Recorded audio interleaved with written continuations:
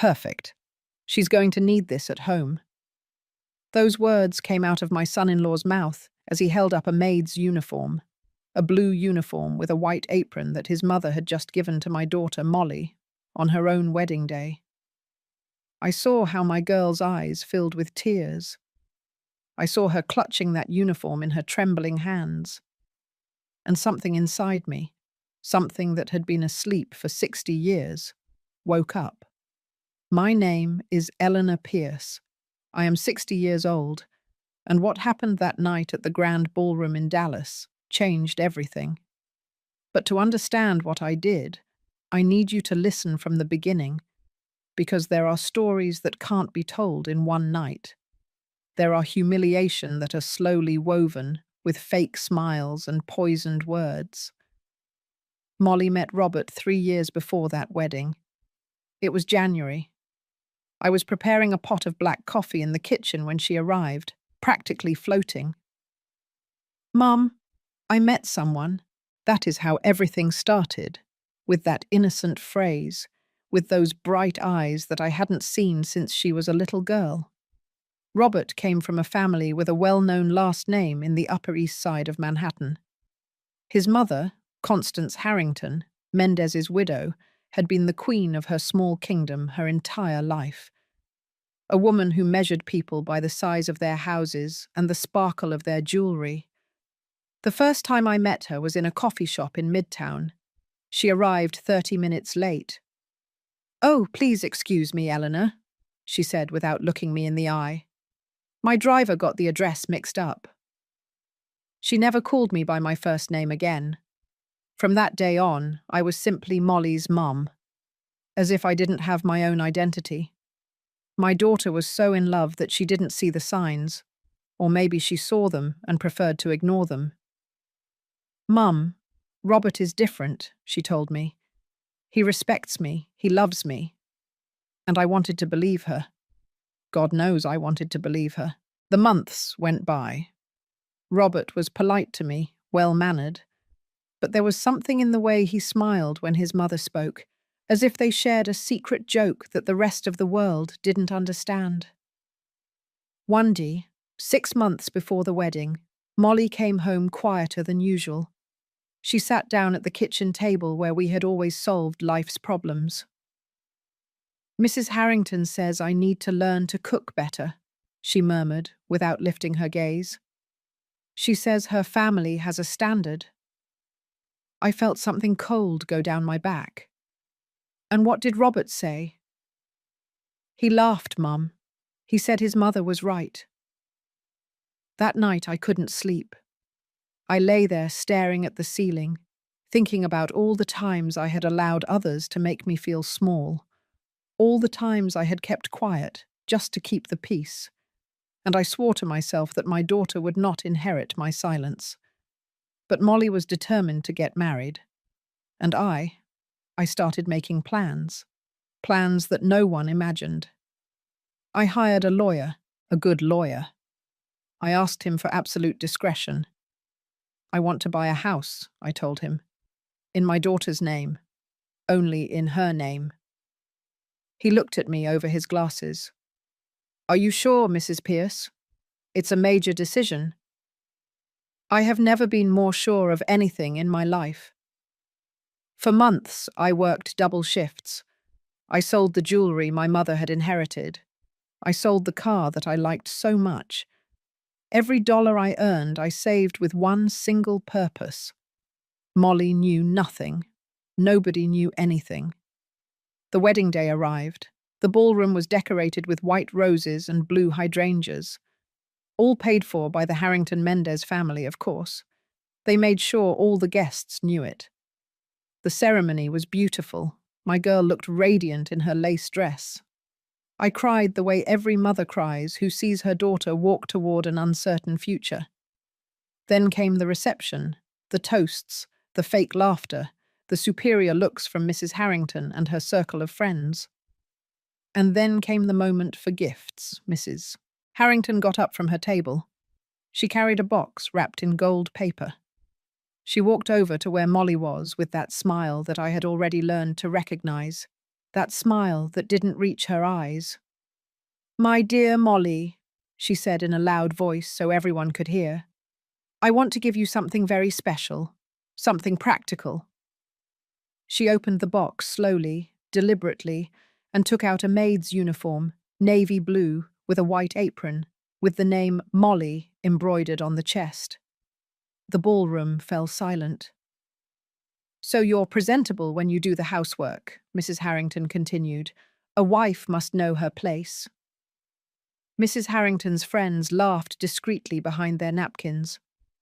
Robert came closer, took the uniform in his hands, and with that smile that I already hated, he said, "Perfect, Mum. She's going to need this at home." I saw how tears ran down my daughter's face.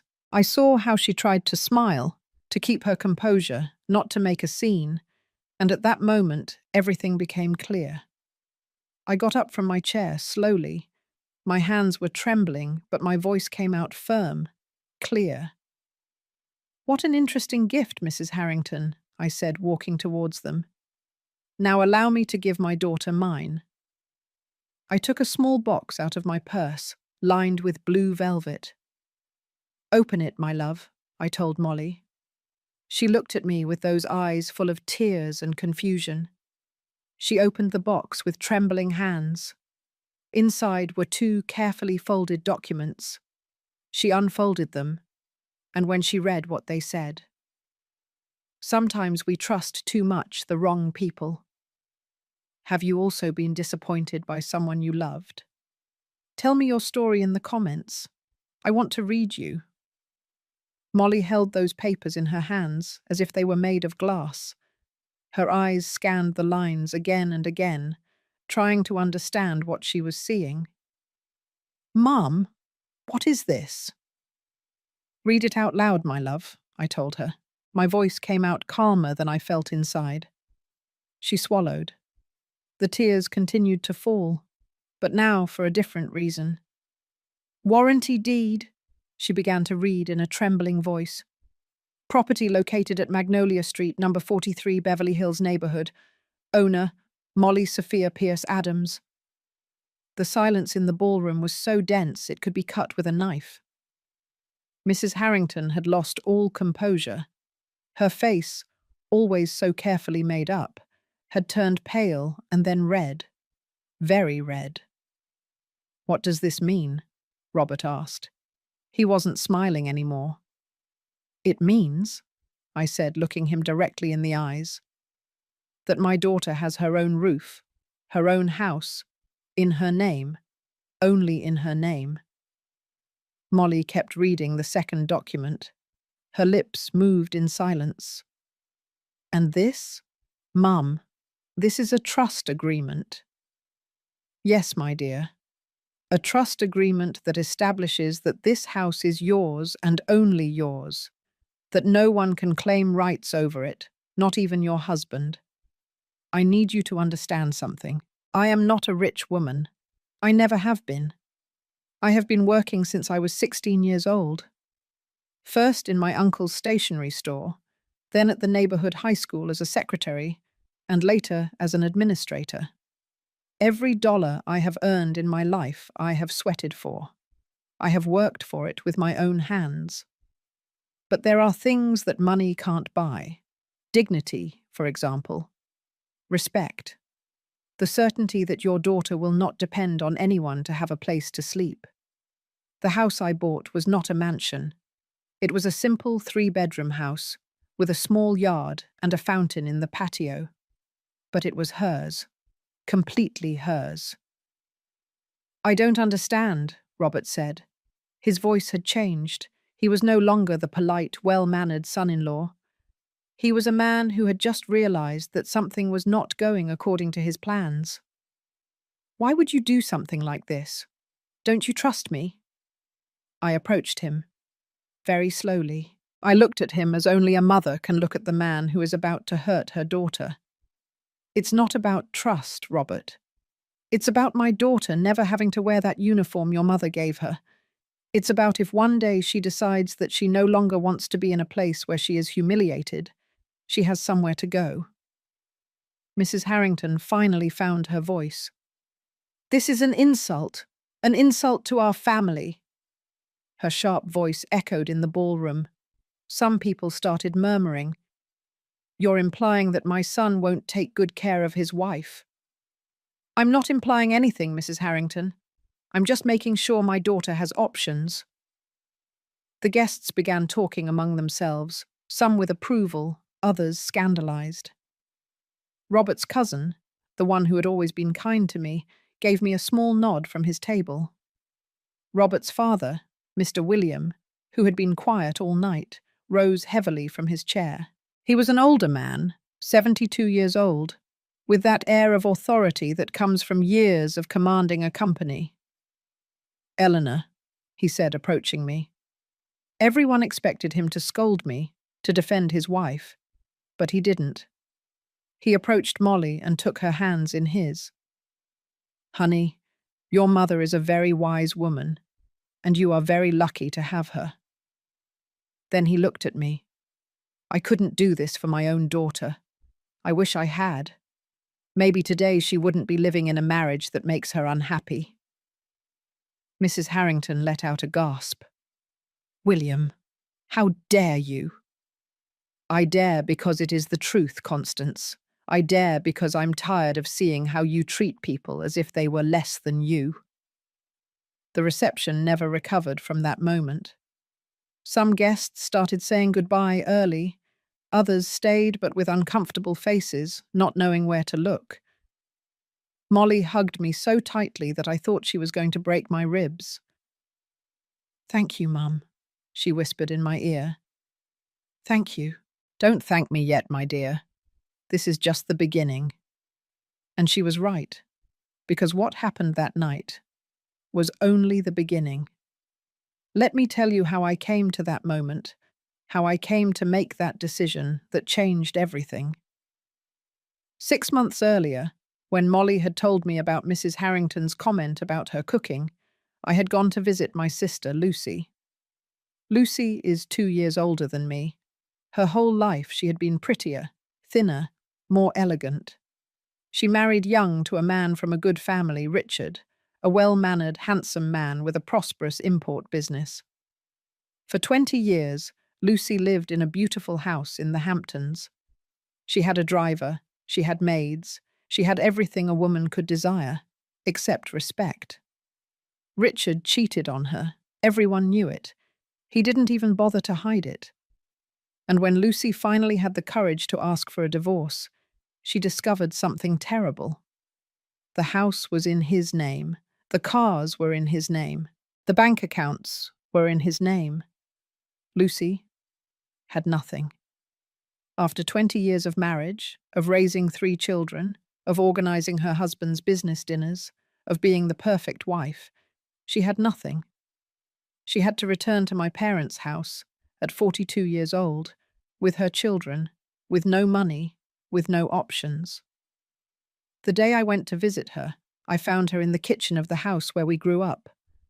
Our mother had passed away 2 years ago. The house was empty and sad. Lucy was preparing chamomile tea. Her hands, which before were always perfectly manicured, now looked rough, without a manicure, with short nails. "You know what the worst part is, Ellie," she said without looking at me. "It's not that he cheated on me. It's not that he left me. The worst part is realizing that I was never the owner of my own life. Everything I had was borrowed, and when I was no longer useful to him, he took it all away from me." We remained silent, drinking that bitter tea. "Molly is getting married," I finally told her. Lucy looked up. In her eyes I saw something that broke my heart. Fear. "Don't let the same thing happen to her, Ellie. Please, don't let her make my mistake." That conversation changed something in me. It made me see that love is not enough, that goodwill is not enough, that promises are not enough. That same night, I started making calculations. How much had I saved? How much could I get? How much did I need? My salary as an administrator wasn't bad. After 30 years of work, I had managed to save something. Not much, but something. My mother's jewels were kept in a safe in my closet.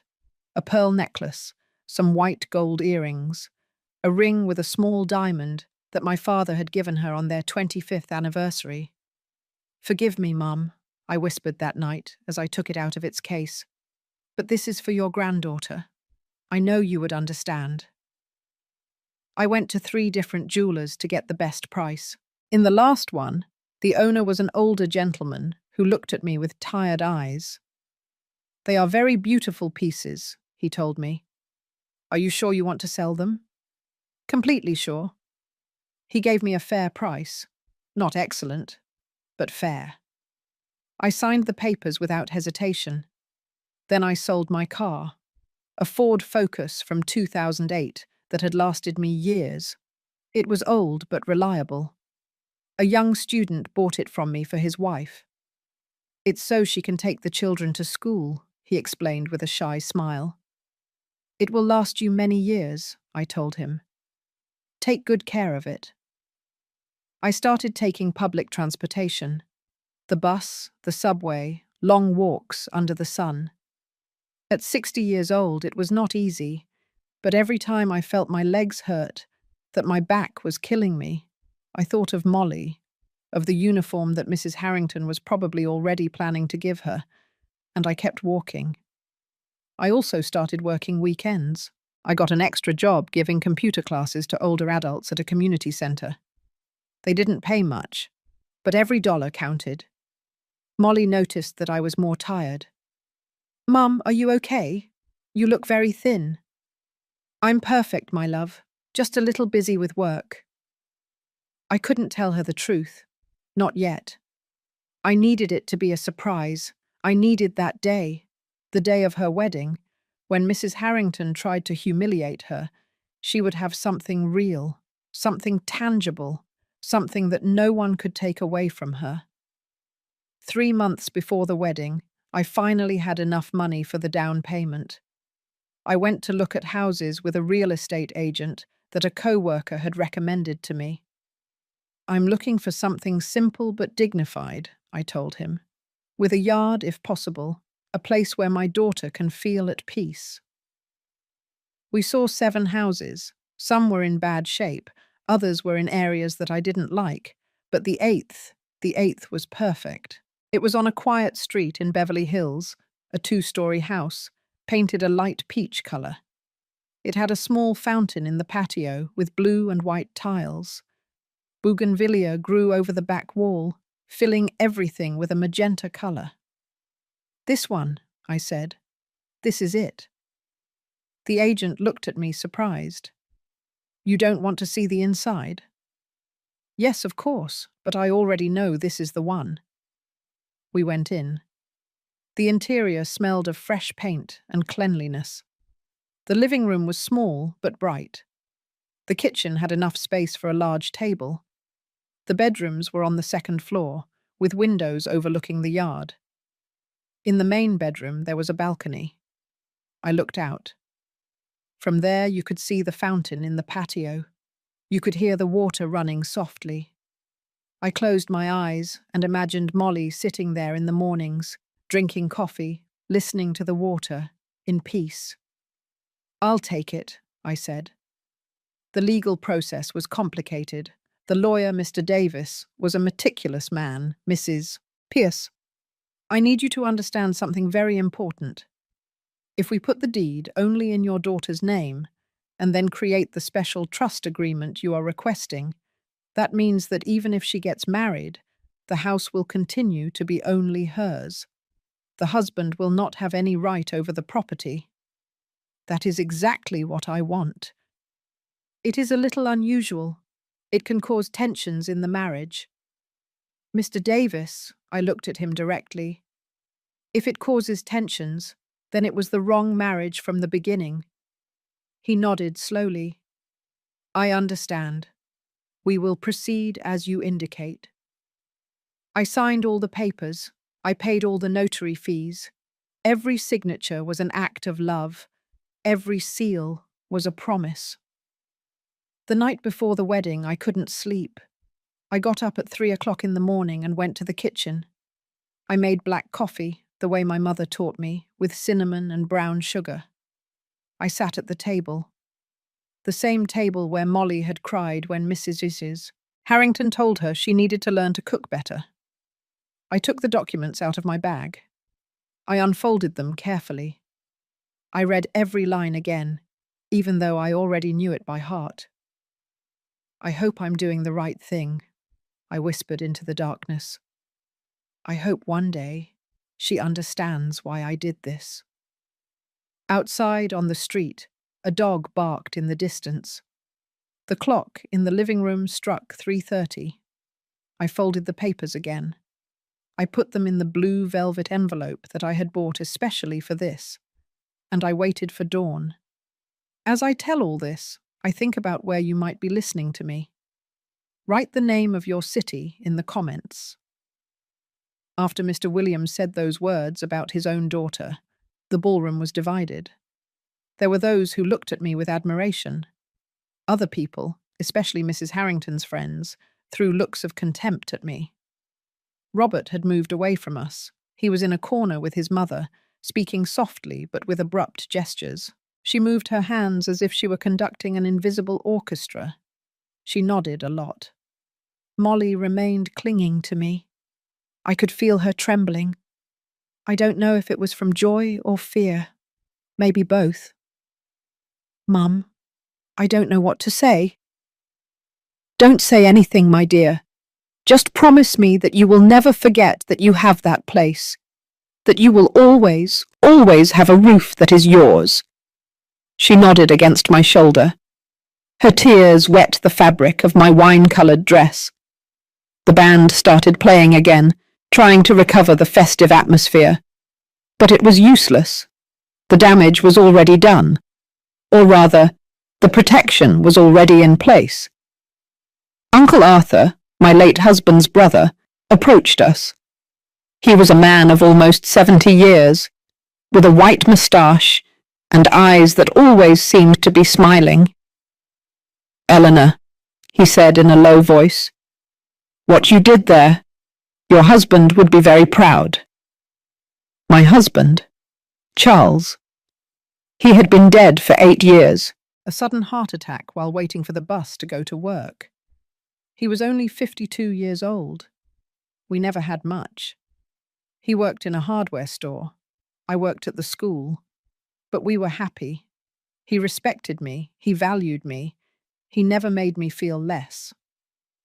"Thank you, Uncle," I said with a broken voice. When Charles died, I thought I would never be able to move forward. Molly was 17 years old. She was still in high school. Suddenly I found myself alone, with a daughter to support, with bills to pay, with an uncertain future. But I kept going, because that's what women do. We keep going even when the world is collapsing. And now, 8 years later, I was here, seeing my daughter get married, protecting her in the only way I knew how. Robert finally returned. His face had completely changed. He was no longer the loving groom. He was a stranger in a tie. "Molly, we need to talk." "Not now, Robert. It's our wedding." "Precisely because of that, we need to talk. My mother just gave me the best gift anyone could give me." Molly interrupted him. And in her voice there was something new, something I had never heard before. Firmness. Robert clenched his jaw. For a moment I thought he was going to explode, but he didn't. Instead, he forced a smile. "All right, we'll talk later." He walked away again, this time toward the bar. He ordered a whiskey, then another. Mr. William approached me as I watched Robert drink. "My son is not used to things not going the way he expects." "I know. His mother raised him that way, believing that the world owes him something, that people are tools for his comfort." I looked at the old man. His eyes were tired. "Why did you stay with her all these years, Mr. William?" He sighed deeply. Out of cowardice, Eleanor. Out of pure and simple cowardice. And because when you are 60 years old and have a life built up, getting a divorce seems harder than enduring. But not a day goes by that I don't regret it. He was silent for a moment. Then he added, "Don't let your daughter make my mistake. If that boy doesn't treat her well, if he makes her feel small, if he mistreats her in any way, you already made sure she has somewhere to come back to. I know. And I will be watching. You have my word." That was one of the saddest conversations of my life. Seeing an older man admitting that he wasted decades in a loveless marriage. The party ended close to midnight, much earlier than planned. The newlyweds were supposed to leave that same night for Hawaii, a week at an all-inclusive resort. I helped Molly change out of her wedding dress into her travel clothes. It was a simple white dress with embroidered flowers. "Mum," she said as I zipped her up, "how did you know? How did you know I needed this?" I told her about Lucy, about how my sister had lost everything, about how I had promised that the same thing would not happen to my daughter. "Aunt Lucy never told me that. Aunt Lucy is ashamed. She shouldn't be, but she is. That's how the women of our generation are. We were taught that the failure of a marriage is the wife's fault, that if a man leaves, it's because we weren't enough. That's horrible, Mum." "I know, my dear. That's why I want you to be different, to never accept being treated as less, to never completely depend on anyone." We hugged. I cried again. It seemed like I wouldn't stop crying that night. When we went downstairs, Robert was already waiting by the car, a black BMW that his father had given him. Mrs. Harrington approached to say goodbye. She had already recovered her composure. She was perfectly coiffed, perfectly made up, perfectly furious. "Molly, honey," she said in a sweet voice that fooled no one, "I hope you enjoy your honeymoon. When you return, we need to talk about arrangements, about where you are going to live." "We already have somewhere to live, mother-in-law," Molly replied. Her voice sounded surer now. "I have a house that your mother bought to control you, a house that my mother bought to protect me. There is a difference." Mrs. Harrington pursed her lips into a thin line. Then she turned to me. "You are a very clever woman, Eleanor. Very clever. But this is not going to end here." "It wasn't my intention for it to end anyway, Mrs. Harrington. I only intended to protect my daughter." "You protected her from my family, as if we were her enemies." "I didn't protect her from your family. I protected her from vulnerability. There is a difference." We looked at each other for a long time, two women of similar generations, two mothers, but with completely opposite views of the world. Robert honked the horn. He was impatient to leave. Molly hugged me one last time. "I love you, Mum. Thank you." "I love you too, my dear. Call me when you arrive." I watched the black BMW drive away. The cans tied to the bumper rattled against the pavement. Inside, I could see Robert saying something to Molly. She was looking out the window. I stood at the entrance of the ballroom until the car's lights disappeared completely. "You did the right thing," Uncle Arthur told me, placing a hand on my shoulder. "I hope so." "You did. You'll see." That night, I returned alone to my apartment, a small two-bedroom apartment in Queens. The walls were full of photographs of Molly, as a baby, as a child, as a teenager, at her college graduation, and now married. I sat on the sofa with a cup of herbal tea. I couldn't sleep.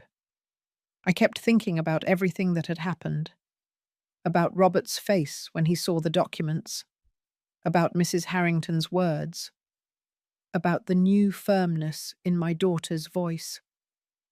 At 2 o'clock in the morning, my phone rang. It was Molly. "Mum, We arrived at the hotel. How was the flight? Silence on the other end. Then, Robert is angry. He hasn't spoken to me since we left the ballroom. I felt my heart clench. And how are you? I don't know, Mum. I'm confused. I should be happy. It's my honeymoon.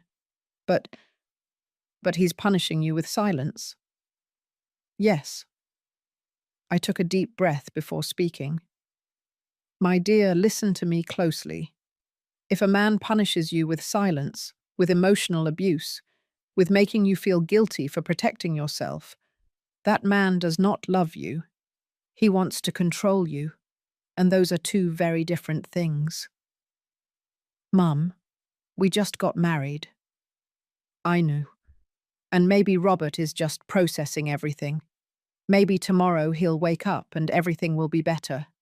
But if not, if in these next few days he treats you badly, if he makes you feel like you did something wrong by accepting my gift, then you know who he really is. I heard her crying on the other end. I'm scared, Mum. I know, my love, but you are no longer unprotected. Remember that. You have a house, you have options, you have a way out. We talked a few more minutes. Then she hung up because Robert had come out of the shower. I couldn't sleep all night. The next few days were torture. Molly called me every day, but the calls were brief, tense. I could hear in her voice that something wasn't right. How is everything going? I would ask her. Fine, Mum. Everything is fine. But I knew it wasn't true. On the 5th day of her honeymoon, she called me crying. Mum, I need to tell you something. Tell me, my dear. Last night, Robert and I had a horrible argument. He told me that the gift you gave me was manipulation, that you are turning me against him, that no true wife needs to have property in her name because she should trust her husband. I squeezed the phone so hard that my knuckles turned white. And what did you tell him? I told him that wasn't true, that you were just protecting me.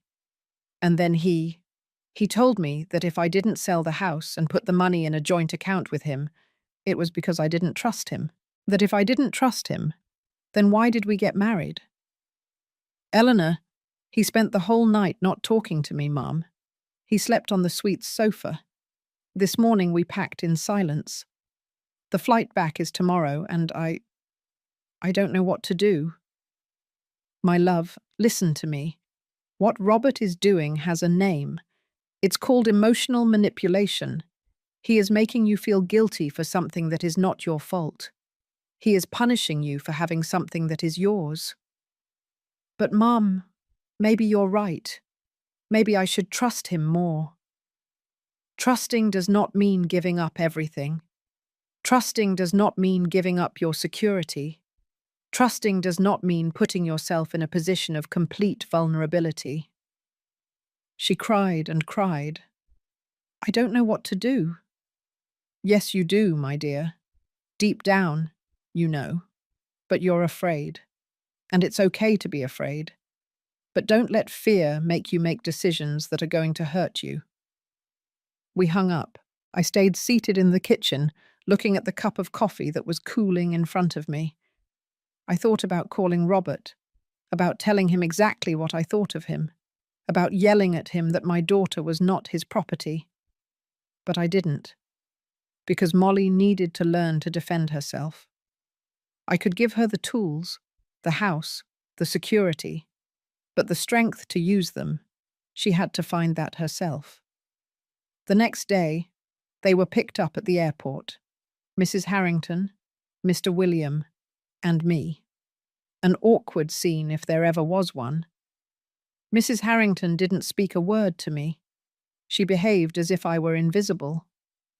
Mr. William, on the other hand, greeted me warmly. How have you been, Eleanor?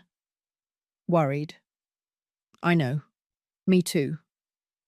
When Molly and Robert came out of the migration area, I could immediately see that something had changed. They were walking separately. He was ahead, She was behind, as if they were two strangers who just happened to take the same flight. Molly hugged me tightly. She was thinner. She had dark circles under her eyes. "My love, are you okay?" "Now I am, Mum." Robert greeted his parents. He completely ignored my presence. In the parking lot, Mrs. Harrington approached them. "Children, come have dinner at the house tonight. We need to talk about your plans, about where you are going to live." Robert immediately nodded. "Yes, Mum. Let's go." But Molly said, "No, thank you, mother-in-law. I'm very tired. I want to go home to rest." "Your house?" Mrs. Harrington asked with venom in her voice. "Are you referring to the house your mother bought to control you?" And then Molly did something I will never forget. She straightened up. She lifted her chin. She looked her mother-in-law directly in the eyes. And she said, "I am referring to my house, the house that is in my name, the house where my husband and I are going to live. And if he has a problem with that, then we have bigger problems than deciding where to have dinner." The silence that followed was absolute. Robert looked at her with wide eyes. Mr. Williams smiled slightly. Mrs. Harrington turned red as a tomato. And I felt like I could breathe for the first time in days. My daughter had found her voice. I still wonder if I did the right thing. And you? What would you have done in my place? The house in Beverly Hills was empty when we arrived. Molly had insisted that we go directly from the airport. Robert was driving the BMW in silence, jaw clenched. I followed in a taxi. When we arrived, the afternoon sun illuminated the bougainvillea growing over the wall. The fountain in the patio sang softly. Everything looked exactly as I had imagined that first time I saw the property.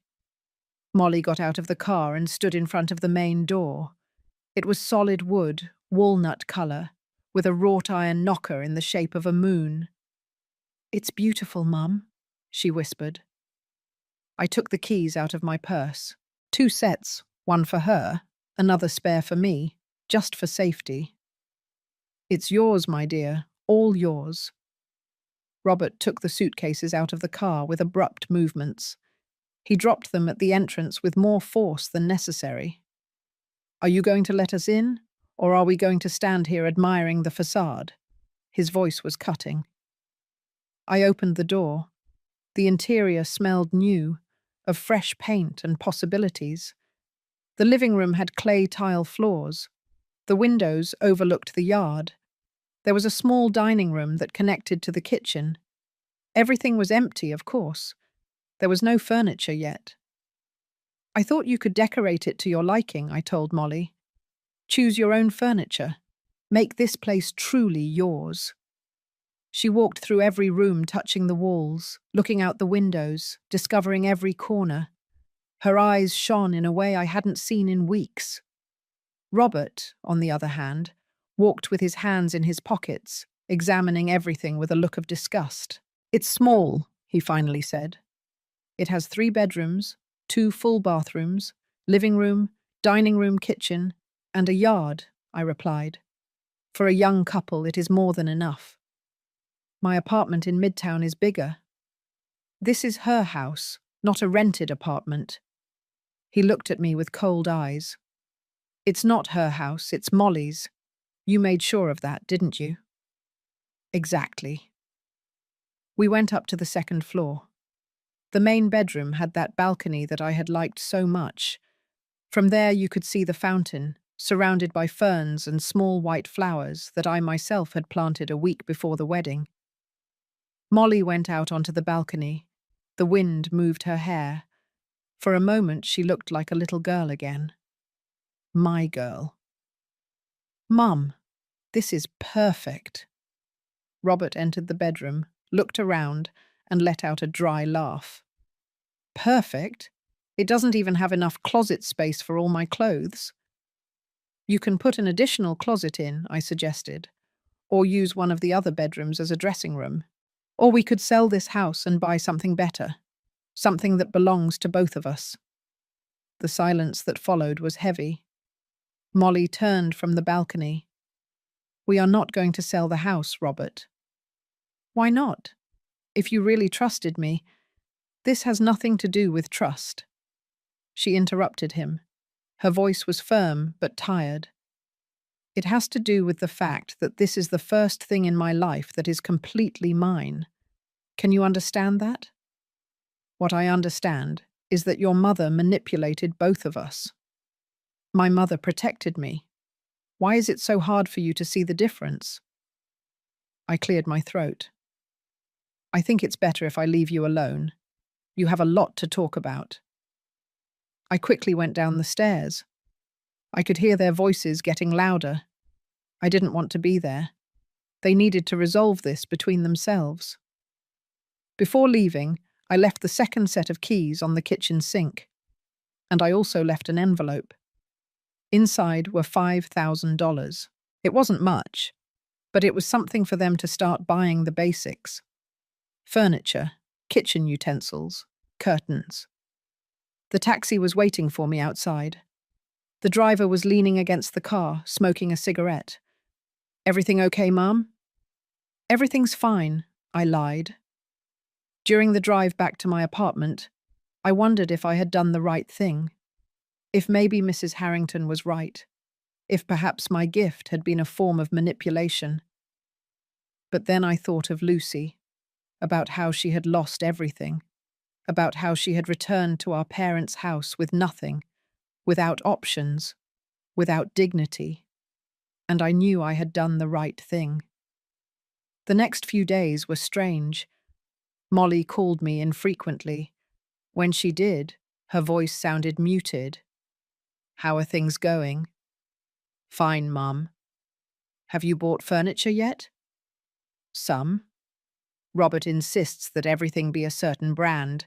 He says he can't live with common furniture. And what do you think? I think we don't have the money for designer furniture. But he doesn't want to listen. One Friday afternoon, 2 weeks after they returned from the honeymoon, I went to visit them without calling ahead again. I brought a large pot of mac and cheese that I had made the day before. I also brought freshly baked biscuits from a bakery near my house. I rang the doorbell several times before Molly opened it. I was scared when I saw her. Her hair was pulled back in a sloppy ponytail. She was wearing sweatpants and an old t-shirt. But what alarmed me the most were her eyes. They were red and swollen. My dear, what happened? Nothing, Mum. I'm just tired. Don't lie to me. She looked behind her, into the house, and then lowered her voice. Robert is not here. He went to his parents' house. And why didn't you go? Because they don't invite me anymore. Mrs. Harrington says that as long as I live in this house, I'm not welcome in hers. I felt rage rise up my throat like bile. That woman? It's okay, Mum. Really, I prefer not to go. Every time I go, she makes me feel small. We went into the house. There was some furniture already. A grey sofa in the living room, a glass coffee table. In the dining room, a light wood table with 4 chairs. Everything looked very impersonal, like a furniture showroom, without photographs, without colour, without life. Where are your things? I asked. Your books, your plants, those embroidered pillows you liked so much. Robert says they don't go with the style of the house. Robert says. I repeated the words bitterly. And what do you say? She sat on the sofa and hugged her knees. I don't know what to say, Mum. Every time I suggest something, he rejects it. He says I have no taste, that he knows better because he grew up surrounded by beautiful things. I sat next to her and hugged her. My love, this is your house, yours, not his. If you want to fill it with embroidered pillows and plants and photographs in colourful frames, it's your decision. But we live together. I have to consider what he wants. Considering does not mean completely cancelling yourself out. Considering means reaching agreements. It means that sometimes things are the way you want and sometimes the way he wants. Not that it is always the way he wants. We heated the mac and cheese in the kitchen. The kitchen at least looked more used. There were pots and pans, spices in an organizer, a container with wooden spoons. At least here he lets me do what I want, Molly said with a sad smile. He says the kitchen is my territory. How generous of him! I couldn't help the sarcasm. We ate together at the dining room table. The mac and cheese was good, as always, the biscuits hot and soft. I miss you, Mum, she said suddenly. I miss living with you. I miss our talks in the kitchen. I miss you braiding my hair before bed. I miss you too, my dear. But this is your life now, your marriage. You have to make it work. And if it doesn't work, the question hung in the air between us. Then you have options. This house, your education, your ability. You are not trapped. She nodded slowly, but I could see in her eyes that she didn't completely believe me. Robert arrived near 7 o'clock in the evening. He entered through the door with that air of owning the world that I already knew well. Eleanor, he greeted me without smiling. I didn't know you were coming. I brought food for you all. I already ate at my parents' house. Real food. The implication was clear. My mac and cheese was not real food. I got up and started clearing the dishes. Well, I'm leaving now. I'll let you rest. Molly walked me to the door. When Robert couldn't hear us, I whispered, If you need me, no matter the time, call me, okay? Okay, Mum. I hugged her hard, very hard. I love you. I love you too. In the taxi ride back, I cried. I cried because my daughter was suffering and I couldn't do anything. I cried because the marriage she had been so excited about was turning into a cage. I cried because I knew things were going to get worse before they got better. The weeks passed. Molly kept calling me, but less and less often. When we spoke, it was brief. How are you? Fine. How are things with Robert? Fine. Are you sure? Yes, Mum. Don't worry. But I worried. I worried all the time. One Saturday morning, a month and a half after the wedding, my phone rang. It was Mr. William. Eleanor, I need to talk to you. Tell me, Mr. William. Not over the phone. Can we meet today? Me and my daughter, Gloria. Your daughter? Yes, the one I mentioned at the wedding. The one who is in an unhappy marriage. She wants to meet you. We agreed to meet at a coffee shop in Brooklyn. I arrived first, ordered a black coffee, and sat by the window. Mr. William arrived 10 minutes later with a woman in her 40s.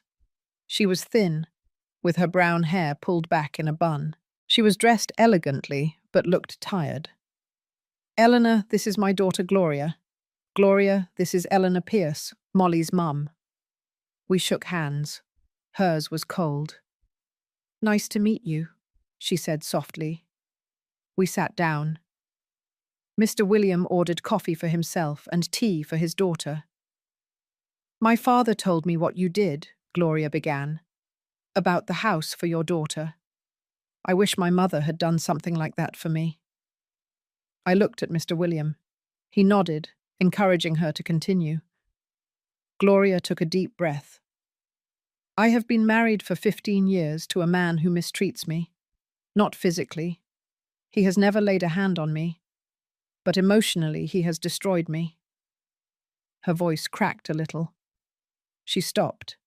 She took a sip of tea. When I got married, I worked at my father's company. I was the director of marketing. I liked my job. I was good at what I did. She was excellent, Mr. William corrected.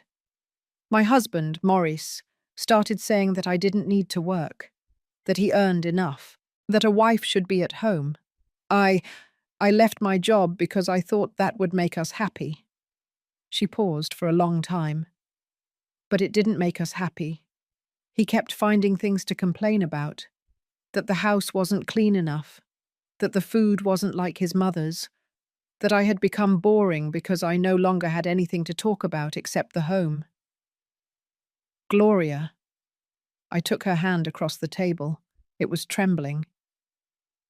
3 years ago, I asked him for a divorce, and I discovered that I had nothing.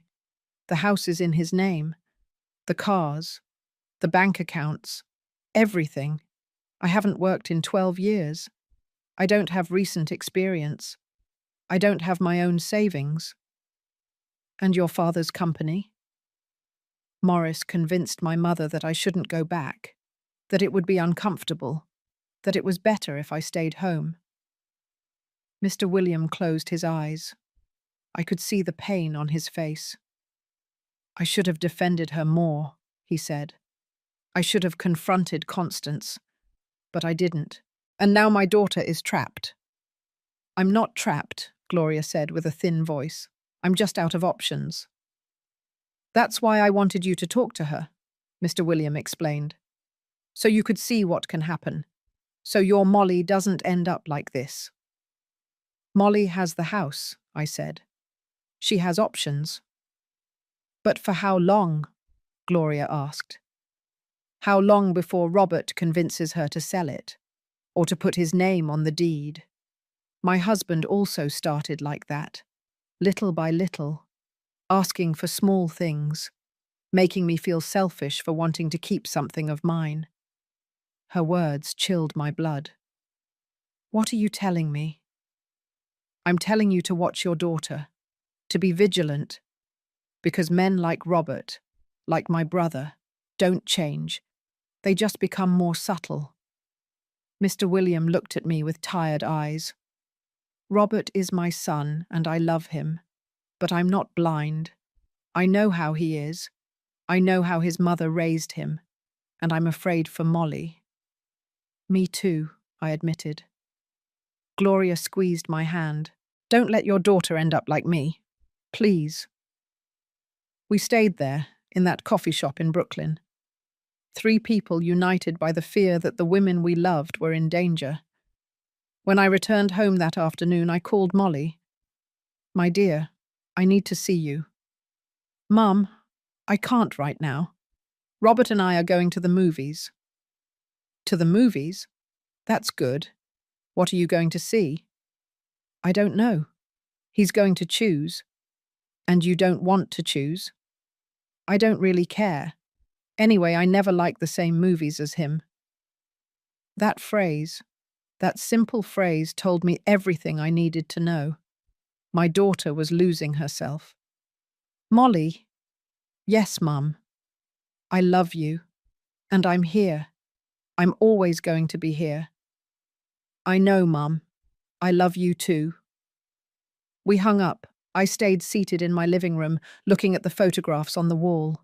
Molly as a child, smiling without worries. Molly at her graduation, proud and happy. Molly on her wedding day, beautiful, but with something of fear in her eyes that I hadn't wanted to see. And I understood something. Giving her the house had been only the first step. I had put the tools for her freedom in her hands. But now I had to teach her how to use them, because a cage doesn't need walls when the person caged doesn't know she can fly. As I tell all this, I think about where you might be listening to me. Write the name of your city in the comments. 3 months after the wedding, things had gotten worse in ways I hadn't anticipated. Molly had stopped dressing up like before. She no longer wore those colourful dresses that she liked so much. Now she only dressed in black, grey, or beige. Neutral colours, colours that didn't draw attention. It's just that Robert says bright colours are for young women. She explained to me one day when I asked her. He says that now that I'm a married woman, I should look more serious, more mature. You're 26 years old, Molly. You're young. I know, Mum, but it's easier this way. If I dress how he likes, we don't have arguments. She had also stopped seeing her friends. Lauren, her best friend since high school, had called me a week earlier. "Mrs. Pierce, is Molly okay? She no longer answers my messages. The last time I invited her out for coffee, she told me she couldn't because Robert didn't want her to go out alone." That Robert didn't want her to go out alone? Yes. He said that he thought it was inappropriate for a married woman to be out with single friends, that it gave a bad image. Every new piece of information was like a dagger in my heart. One Thursday afternoon, I decided to go visit her without calling ahead again. I needed to see with my own eyes how my daughter really was. I rang the doorbell several times. No one opened. I took out my emergency set of keys and went in. The house was in the gloom, all the curtains closed. It smelled of being shut up. "Molly?" I heard a noise on the second floor. I went up quickly. I found her in the main bedroom, sitting on the floor of the balcony, hugging her knees. Her gaze was lost. "My dear, what are you doing here in the dark?" She looked at me as if she didn't recognize me for a moment. Then her eyes focused. "Mum, I didn't know you were coming. You didn't open when I rang. I didn't hear." I sat next to her on the floor. It was cold. The rainy season was starting and the sky was grey. "What's wrong, my love? And don't tell me nothing, because it's not nothing." She remained silent for a long time. Then, in a voice so small I could barely hear her, she said, "I'm pregnant." The world stopped for a moment. "Pregnant? 2 months. And Robert knows?" "Yes." "And what did he say?" She started crying, deep sobs that shook her whole body. "He said that now I definitely wouldn't be able to work, that I would have to dedicate myself completely to the house and the baby. He said it was time to sell this house, because with a baby, we are going to need something bigger, something in Midtown, close to his parents." I felt my blood boil. "Sell the house?" "He says that with what we get from this house and what he has saved, we can buy a nice apartment. In both our names, of course, because now we are going to be a real family." "Molly, look at me." She looked up. Her eyes were red, swollen. "Don't sell the house." "But Mum." "No, don't sell the house." I said every word clearly. "This house is your insurance. It is your freedom. It is your way out. Don't sell it." "But we're going to have a baby. Robert is right. We need something bigger." "This house has 3 bedrooms, 1 for you, 1 for the baby, and 1 for guests. It is more than enough." "Robert says the neighborhood is not good, that Beverly Hills is too far from everything." "Robert says. Always Robert says. And what do you say, Molly? What do you want?" She was silent, and in that silence I understood something terrible. My daughter no longer knew what she wanted. She no longer knew who she was. "Listen to me closely." I took her hands. "I know you are scared. I know a baby changes everything. But don't let fear make you give up the one thing that is yours. Robert has his properties, he has his money, he has everything. But this house is yours, only yours. I don't want to fight with him, Mum. I'm so tired of fighting." "I know, my dear. I know." I hugged her while she cried. Her body was thinner. I could feel her ribs. "Have you eaten today?" "I'm not hungry." "Are you going to the doctor?" "Robert wants me to go to his mother's gynecologist, a doctor in Midtown." "And do you want to go to that doctor?" "I don't know him."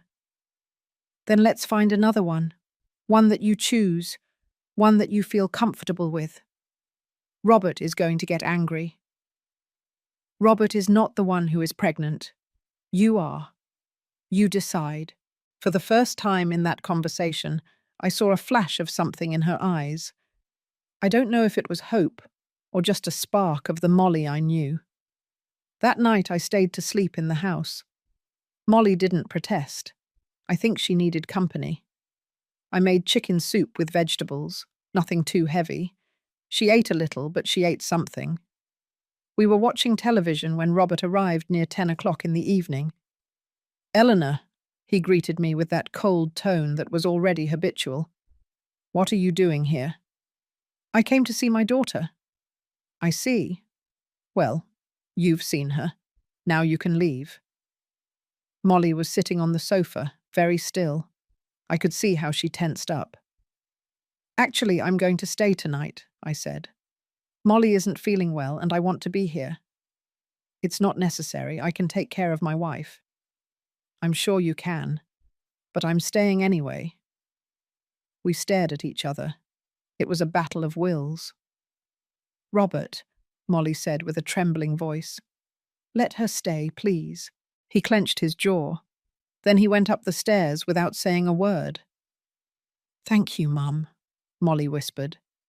"You have nothing to thank me for." I slept in the guest room. Or rather, I didn't sleep. I stayed awake, listening. I heard when Robert entered the main bedroom. I heard their voices. He spoke in a low but harsh tone. She answered in monosyllables. I couldn't hear the exact words, but I didn't need to hear them. I knew that tone. It was the tone of a man who is used to getting his way. At 3 o'clock in the morning, I heard someone come down the stairs. I peered out. It was Molly. She went to the kitchen. She opened the refrigerator. She stood in front of the light, looking at the contents without taking anything out. I got up and went downstairs. "Can't sleep." She jumped. She hadn't heard me. "Mum, you scared me." "Sorry, my dear. Do you want me to make you something? Tea? Warm milk?" "I don't know what I want." She sat down in one of the dining room chairs. I put milk with cinnamon on the stove to heat up. "Robert is very angry," she said after a while. "He says that you are turning me against him, that before the wedding I was different. And what do you think?" "I think everything was easier before, when we were just dating, when he was sweet and attentive." "People don't change overnight, Molly. They just stop pretending." "Do you think he was pretending?" I poured the milk into 2 mugs. I sat across from her. "I think that when a man is courting, he shows his best version, and when he feels he has you, he shows his real version. So the Robert I knew wasn't real. Maybe he was real, but he wasn't complete. Now you are seeing the whole picture." She took a sip of milk. A tear rolled down her cheek. "I don't know if I can do this, Mum. Being a wife, being a mother, living like this." "You don't have to live like this. There are other ways." "Get a divorce?" "We just got married. I'm pregnant. I can't get a divorce." "I'm not saying you have to get a divorce. I'm saying you set boundaries, that you let him know that he can't treat you like you're his property." "It's easier said than done." "I know, my dear. Believe me, I know." We finished the milk in silence. Then I walked her back to her bedroom. "Mum?" "Yes?" "Were you happy with my dad?" The question caught me by surprise. "Very. Your dad was a good man." "But did you have problems?" "All marriages have problems, my love. The difference is how you resolve them. Your dad and I talked. We listened to each other. We respected each other. Neither of us tried to control the other." Robert says that controlling is another way of loving, that when someone loves you, they want to know where you are, what you're doing, who you're talking to. That's not love, Molly. That's possession. And there's a huge difference since. She nodded slowly. "Good night, Mum." "Good night, my dear." The next morning, I woke up early. I went downstairs and made coffee. I also made scrambled eggs with home fries. Robert came down first. He was dressed in a perfectly ironed grey suit. He smelled of expensive cologne. "Good morning," I told him. "Good morning," he replied without looking at me. He poured himself coffee and sat at the table with his phone. "Robert, we need to talk." "We have nothing to talk about." "I think we do. It's about Molly." "My wife is not your problem. She is my daughter. She will always be my problem." He looked up from his phone. His eyes were cold.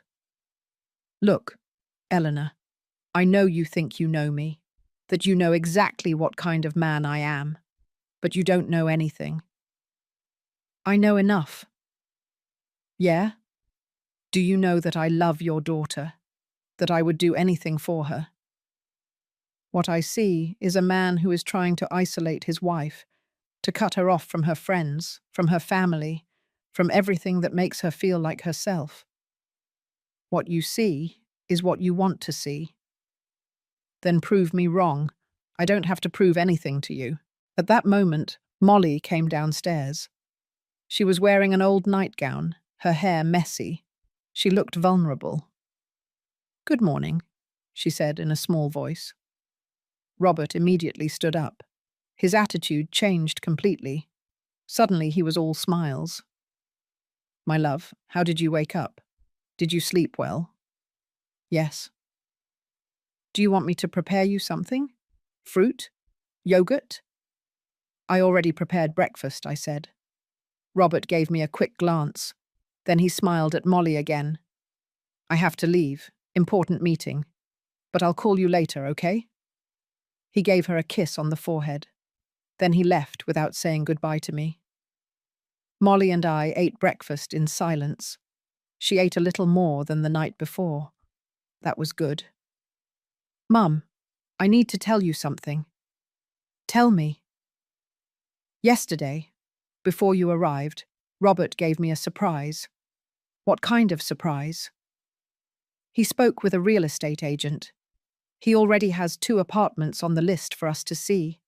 In Midtown. Near Mrs. Harrington's house." I felt my stomach clench. "And what did you say?"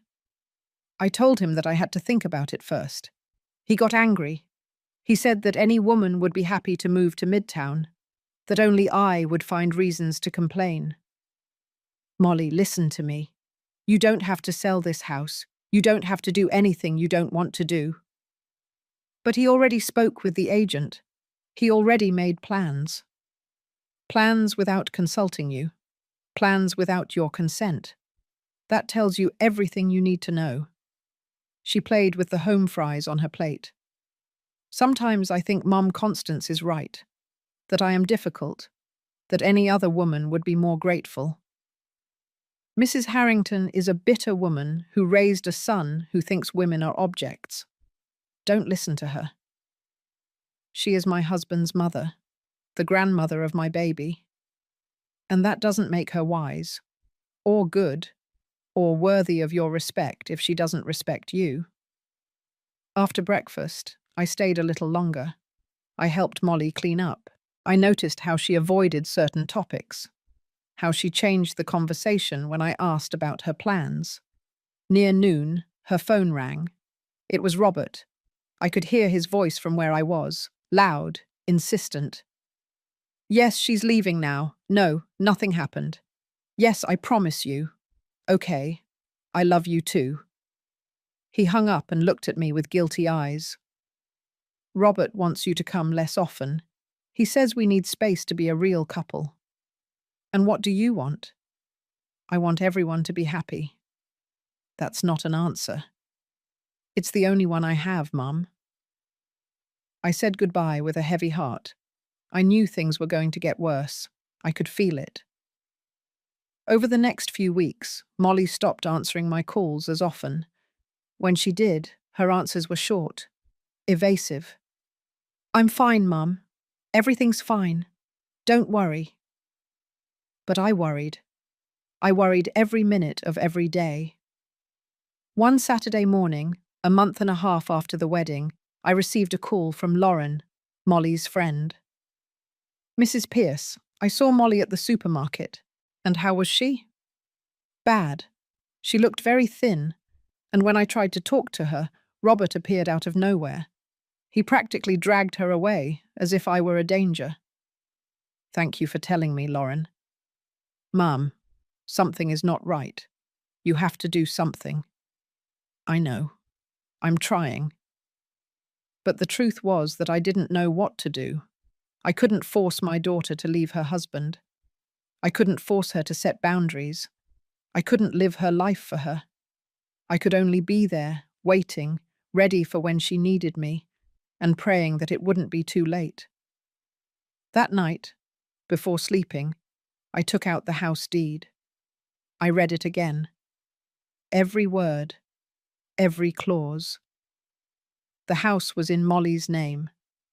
Only Molly's. Robert had no legal right over it. But legal rights don't matter when someone has convinced you that you have no right to have rights.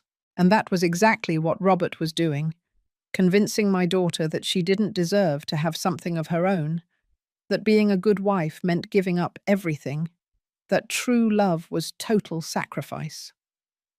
I put the papers away and turned off the light. Outside it started to rain, one of those heavy rains that announce a storm. And I, lying in my bed, thought about my daughter, about my granddaughter or grandson on the way, about the future that looked darker and darker. And I wondered if everything I had done had been for anything, or if I had only delayed the inevitable. 2 more months passed, 2 months in which I barely saw my daughter, 2 months in which every phone call was shorter than the last, 2 months in which I felt like I was losing her. Molly was already 4 months pregnant. Her belly was just starting to show. I only knew because one afternoon I managed to convince her to meet up for some shopping. "You need maternity clothes," I had told her over the phone. "Robert says it's still too soon." "Robert is not the one who is pregnant. Come on, let's buy some nice things." She accepted with that tired voice that was already so familiar to me. We met at a shopping mall in the West Village. When I saw her arrive, I had to control the urge to cry. She was very thin. Her face looked gaunt. She had deep, dark circles under her eyes. Her hair, which had always been her pride, was dull and lifeless. "My love," I hugged her tightly. "Hi, Mum." We entered a maternity store.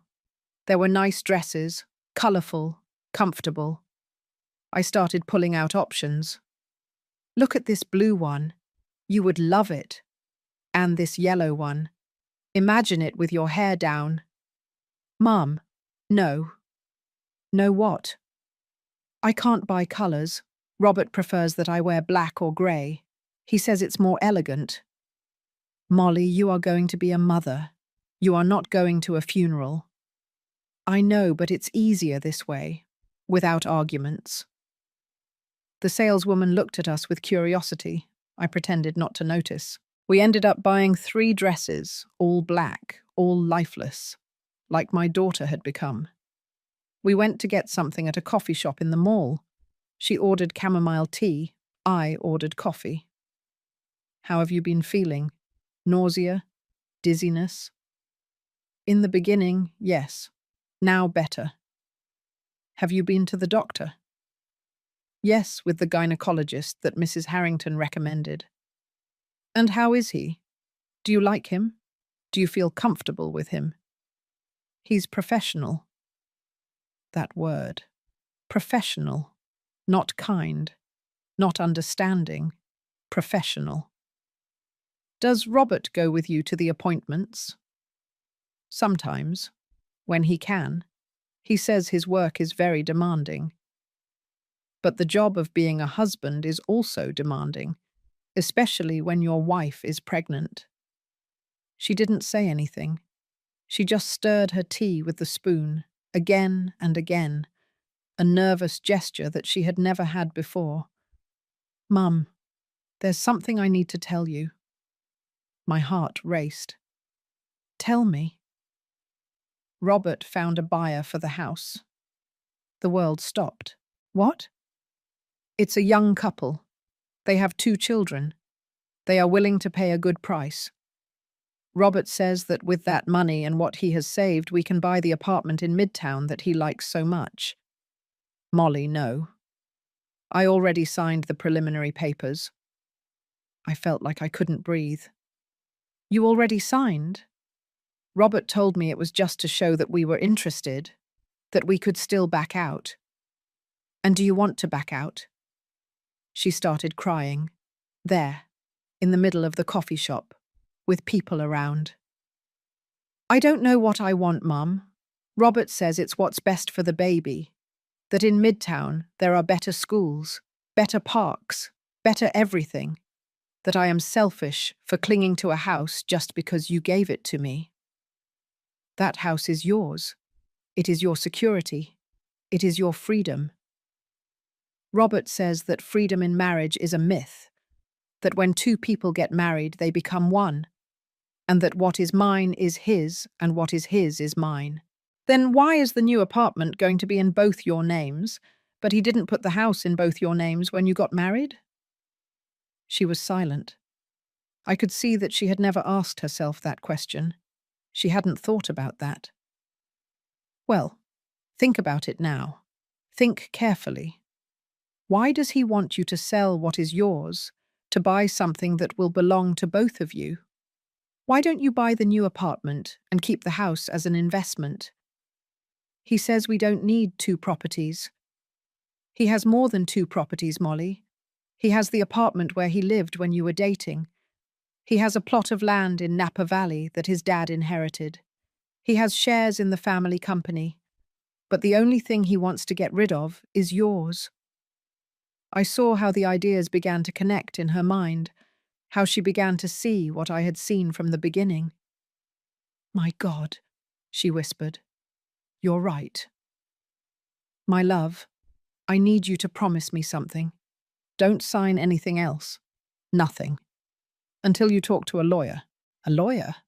Robert will think I don't trust him. And maybe you shouldn't trust him. At least not blindly. She wiped her tears with a napkin. What am I going to do, Mum? I already signed those preliminary papers. Tomorrow we will go with Mr. Davis, the lawyer who helped me with the deed for the house. He will tell us what can be done. Robert cannot find out. He won't find out, unless you tell him. We stayed a little longer in the coffee shop. Molly started talking, and once she started, she couldn't stop.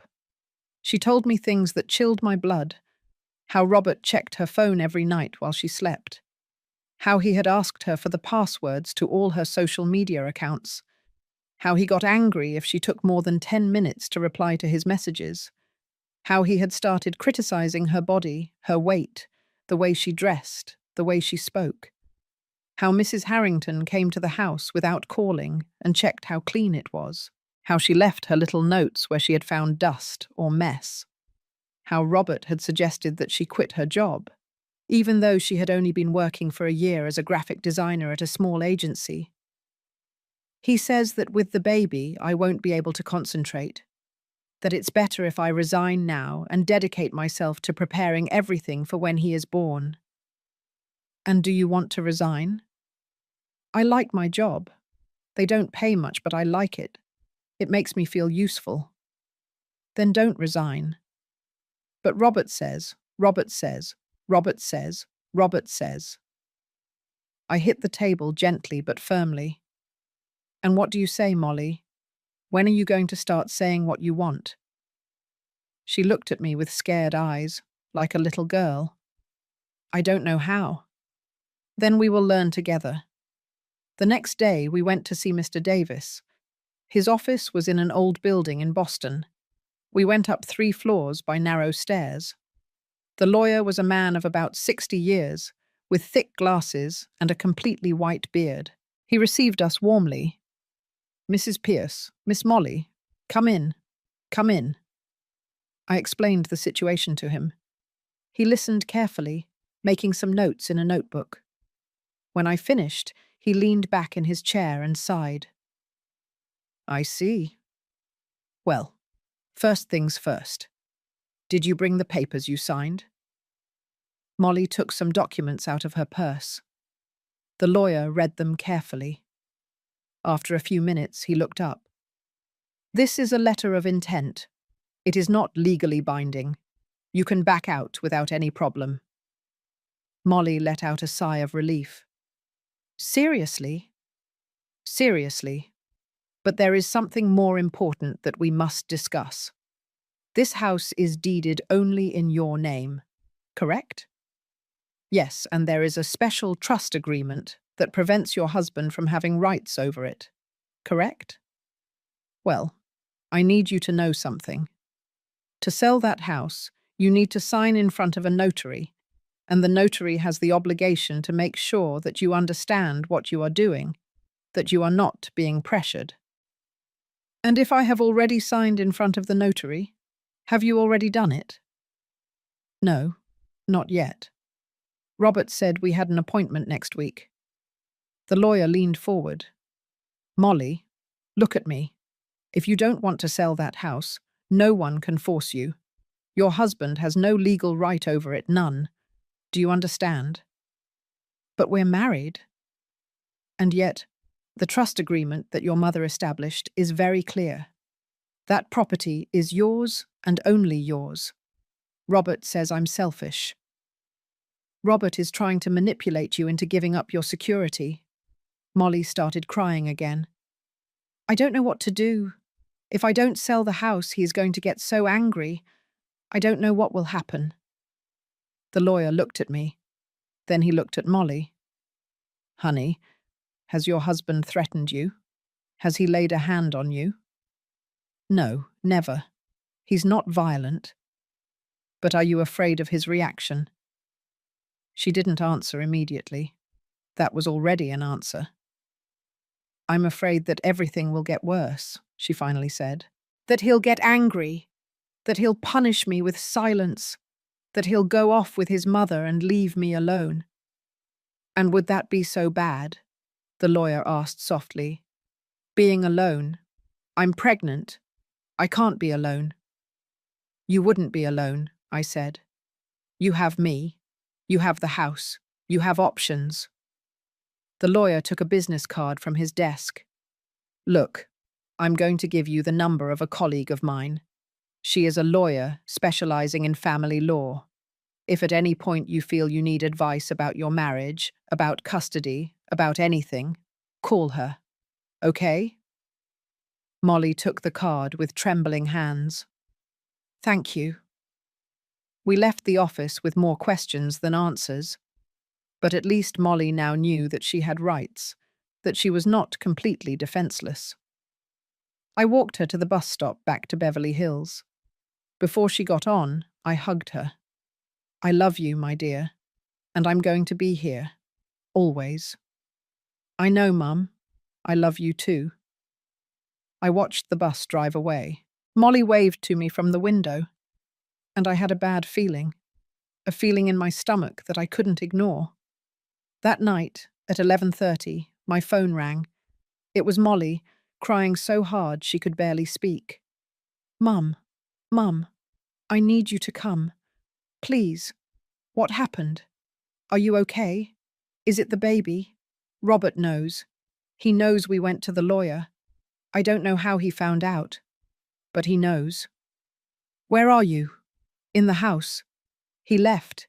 He said horrible things, Mom.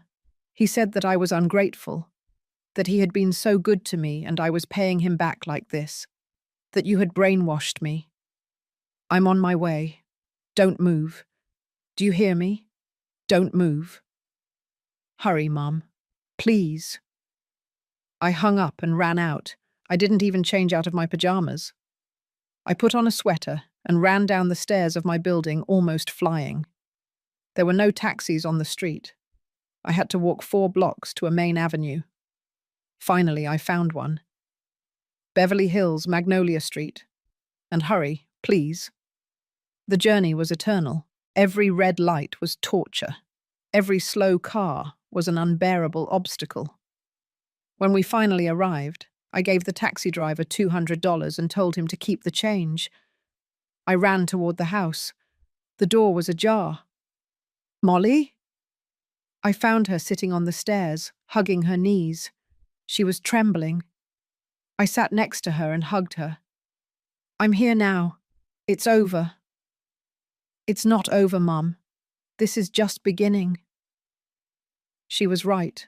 This was just beginning, and the worst was yet to come. That night I stayed with Molly. I wasn't going to leave her alone. Robert didn't return. His phone rang and rang, but she didn't answer. "Let it ring," I told her. "Let him calm down first." "He's not going to calm down, Mum. He's furious. I've never seen him like this." "What exactly happened? How did he find out?" She wiped her tears with the back of her hand. "I don't know. I got home around 6 o'clock. He was already here. That was strange because he usually gets home after 8 o'clock. He was sitting in the living room with the lights off, just sitting there, in the dark." A chill ran down my spine. "And what did he say?" "At first, nothing. He just looked at me. Then he asked where I had been. I told him I had gone shopping with you. He asked me what I had bought. I showed him the dresses. He threw them on the floor." Molly trembled as she spoke. "Then he said, 'Were you shopping or were you with a lawyer?'" I froze, Mum. How did he know? I didn't tell anyone. Only you. Did someone see you? Someone you know? "I don't know. Maybe. The lawyer's office is in Boston. There are a lot of restaurants and coffee shops there. Someone could have seen us and told Robert. Or maybe he's following you." She looked at me with wide eyes. "Do you think he would follow me?" "It wouldn't be the first time a jealous man has followed his wife. Robert is not jealous. He's protective. My love, there's a very thin line between protection and control, and Robert crossed it a long time ago." I made herbal tea for both of us. We sat on the living room sofa. Outside it had started raining again. The sound of the water against the windows was the only thing that broke the silence. "What else did he tell you?" "He said that I was ungrateful, that any woman would be happy to have a husband like him, that he gave me everything and I only paid him back with distrust. I told him that I had only gone to consult about the papers I signed, that I wanted to make sure everything was all right." "And what did he say?" "He yelled. I had never heard him yell like that. He said that we didn't need lawyers meddling in our marriage, that family problems are resolved in the family, that you had turned me against him from the beginning." "I didn't turn you against him. I just gave you tools to protect yourself." "I know, Mum. I know now." Molly's phone vibrated. It was a message from Robert. "What does it say?" She read out loud. "I'm at my parents' house. I need to think. We'll talk tomorrow. But I want you to know that this has to end. Either you are completely with me, or you are not with me at all. You decide." "It's an ultimatum." "Yes." "And what are you going to do?" Molly put her hands on her belly. Her small belly was barely noticeable under the loose t-shirt. "I don't know. I have a baby on the way. I can't raise a child alone." "You wouldn't be alone. You would have me, and you would have your house, and your job." "Robert wants me to resign from work." "Of course he does, because as long as you have a job, you have independence, you have your own money, you have a life outside of him." "Mum, you sound like you hate Robert." "I don't hate him. I don't even really know him. But I hate what he's doing to you. I hate seeing how you're slowly disappearing." She started crying again. That night, she cried so much that I thought she wouldn't have any more tears left. At 3 o'clock in the morning, she finally fell asleep. I stayed awake, sitting in a chair next to the sofa where she was sleeping. I didn't want to leave her alone for a second. I thought about everything that had happened. At the wedding, about the maid's uniform, about Robert's face when he saw the deed to the house, about how everything had gradually gotten worse. And I wondered what would have happened if I hadn't given her the house, if everything would have been different, if perhaps Robert would have been a better husband, if he hadn't felt threatened. But then I thought of Gloria, Robert's sister, about how she had lost everything, about how her mother hadn't protected her. And I knew I had done the right thing. The next morning, Molly woke up with swollen eyes. I made coffee and found bread in the cupboard. We ate breakfast in silence. "I have to go to work," she said suddenly. "Are you sure? Can you call and say you're sick?" "No, I need to go. I need to do something normal, something that reminds me who I am." I understood her. Sometimes the most important thing in the middle of chaos is to maintain a routine, something that anchors you to reality. "Do you want me to go with you?" "No, Mum. I'm fine. Really. I'll take you at least." "Okay." I took her in a taxi to the agency where she worked. It was a small building in Manhattan. Before getting out, she hugged me tight. "Thank you for staying last night. I'm always going to stay when you need me." "I know." I watched her walk into the building. She looked so fragile, so small. I returned to the house in Beverly Hills. I needed to make sure everything was in order in case Robert returned. I picked up the dresses that he had thrown on the floor, folded them carefully, and put them in the main bedroom closet. Then I went downstairs and washed the tea mugs from the night before. I tidied the kitchen. I took out the trash. I was finishing up when I heard someone open the front door. Robert. He came in like a whirlwind. He was wearing the same clothes as the day before. He smelled of cigarette and alcohol. His eyes were red. "Where is Molly?" "At work." "Of course. Working." As if nothing had happened. "Something happened, Robert. And you know it." He looked at me with pure hatred. "You. All of this is your fault." "No. This is your fault, for treating my daughter like she's your property. She is my wife. Being a wife doesn't mean being a slave." "A slave," he laughed bitterly. "I gave her everything. A respectable last name, a good family, a future for her and her child. And you convinced her that I am the enemy." "I didn't have to convince her of anything. Your actions spoke for themselves." He approached me, too close. I could feel his breath. "Listen to me closely, Eleanor. Molly is my wife. That baby is my son. And this house farce is going to end. She is going to sell it, and we are going to buy something together, as it should be. That is not for you to decide." "Oh no, I'm her husband. I have every right." "You have no right. The house is in her name, only hers, and if she doesn't want to sell it, it won't be sold." "She already signed the papers." "She signed a letter of intent. It is not binding. Ask your lawyer if you don't believe me." I saw his face change. It turned red, then purple. "How do you know that?" "Because we went to a lawyer, a real one, who explained Molly's rights to us." He hit the wall with his fist, so hard that it left a mark. "This is unbelievable. Unbelievable. My own wife going to lawyers behind my back."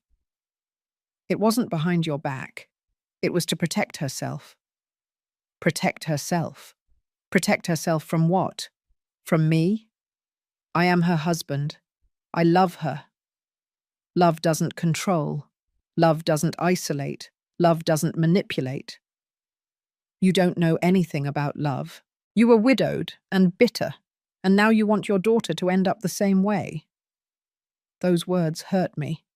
but I wasn't going to let him notice. My husband respected me every day of our life together. He never made me feel less. He never tried to control me. That is love, Robert. What you feel for Molly is not love. It is a need for possession. Get out of my house. This is not your house. It is Molly's. Get out. I didn't move. I'm going to leave, but listen to me closely. If you hurt my daughter, if you lay a hand on her, if you threaten her or hurt her in any way, I will personally make sure you pay for it. Are you threatening me? I'm promising you. I walked out of the house with my head held high, but when I closed the door behind me, my legs were shaking. I had crossed a line. I had confronted Robert directly, and I knew that would have consequences. I called Molly from a public phone on the corner. My dear, Robert is at the house. He arrived while I was there. What? What happened? We had a conversation, a strong conversation. I think it's better if you don't go home tonight. Stay with me. Mum, I have to go. It's my house. I can't run away. It's not running away. It's being smart. Let him calm down. I'm tired of waiting for him to calm down. It's always the same. He gets angry. I wait. He half calms down, and then we go back to the same thing. Then what are you going to do? I'm going home, and we are going to talk, like adults, like a couple.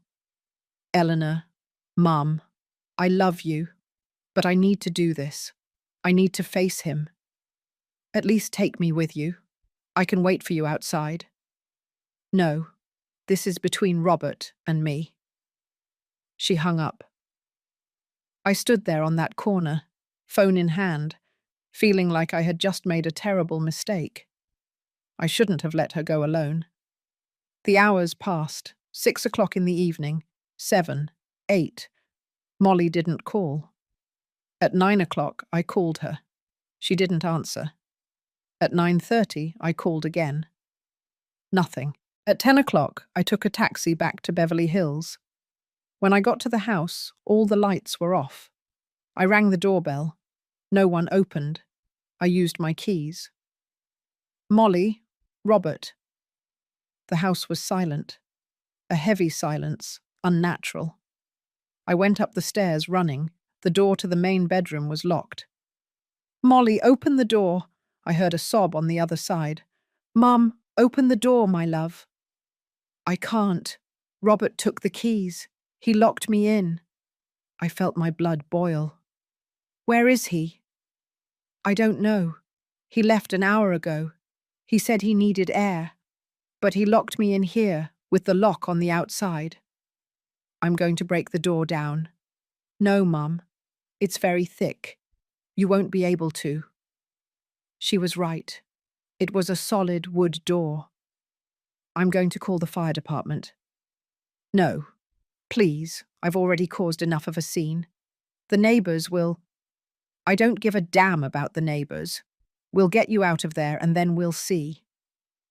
I called the emergency number. I explained the situation. They told me they would send a unit. 20 minutes later, 2 firefighters arrived, young men in blue uniforms. What's the situation? My daughter is locked in that bedroom. Her husband locked her in. They looked at each other. They knew that type of situation. Is she okay? Is she not hurt? Molly, my love, are you okay? Yes, Mum. I'm fine. Just scared. We'll get her out, Mum, one of the firefighters said. It took them 10 minutes to force the door. When it finally opened, I ran inside. Molly was sitting on the floor next to the bed, hugging her knees, just like that first time I found her like that. I hugged her so tightly that I probably hurt her. It's over. You're out. The firefighters stayed for a moment. Miss, do you want us to call the police? What your husband did is illegal. It's false imprisonment. Molly shook her head. No, I just want to leave here. Are you sure? Yes, please. I just want to leave. The firefighters left. I helped Molly pack a suitcase, clothes, important documents, her personal hygiene items.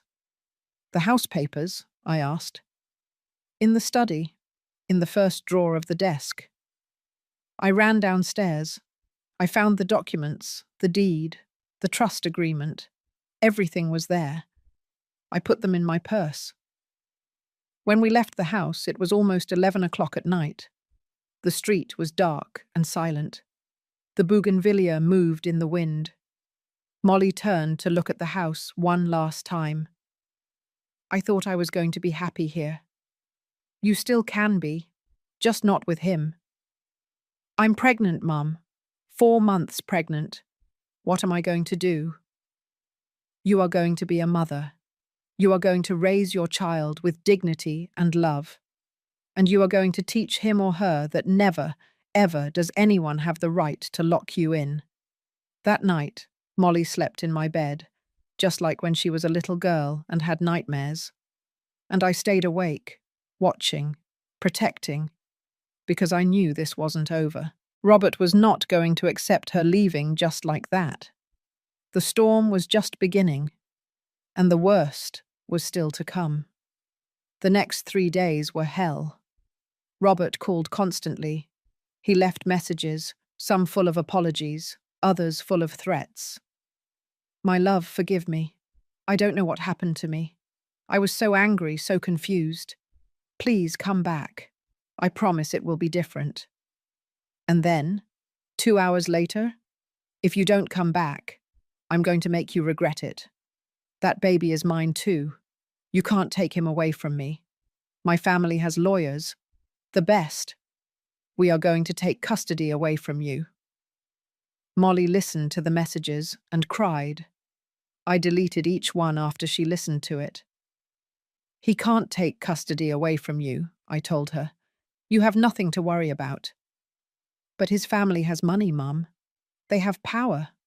What if they can? They can't. You haven't done anything wrong. He was the one who locked you in. He was the one who mistreated you. On the 4th day, Mrs. Harrington showed up at my door. She rang the doorbell at 10 o'clock in the morning. When I opened it, she was there in her designer coat and dark glasses. I need to talk to Molly. She doesn't want to talk to anyone from your family. I am her mother-in-law. I have a right. You have no right. Leave. Eleanor, don't be ridiculous. This can be fixed. They are a married couple. They have a baby on the way. They just need to talk. Your son locked my daughter in, with a lock, as if she were a prisoner. He was upset. Men do things when they are upset. That is not an excuse, and it never will be. You are the one who has caused all this, with your damn house, with your need to control Molly. I didn't lock her in. Your son did. Mrs. Harrington pursed her lips. Robert is devastated. He's not eating. He's not sleeping. He just cries and asks for her. Then let him come and beg her forgiveness on his knees. And even then, I don't know if she should forgive him. They are husband and wife, before God. God does not approve of mistreatment. She was silent for a moment. Then she took an envelope from her purse. This is an offer. From my husband. An offer? If Molly returns to Robert, my husband will give her an apartment in her name.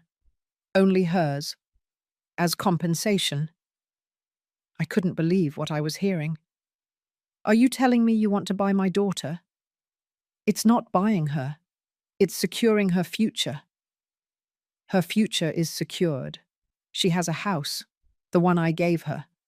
And she has her dignity, which your son almost took away from her. That house is not enough. Mr. William is offering something much better. In Midtown, 3 bedrooms, 2 parking spaces.